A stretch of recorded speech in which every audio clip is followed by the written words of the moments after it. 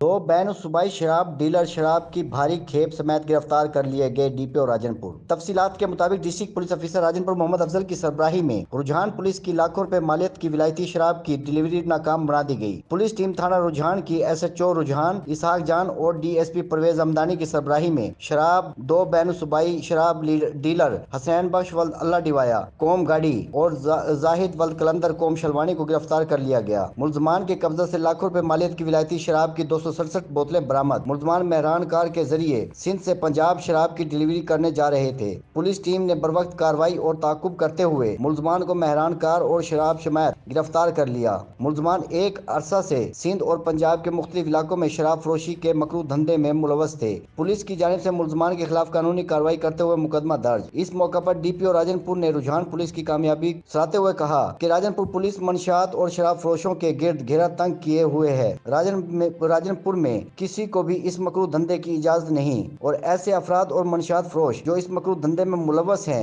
आईनी हाथों से निपटा जाएगा। कैमरा टीम के साथ राव वकील अहमद, नुमाइंदा औसाफ डिजिटल न्यूज राजनपुर।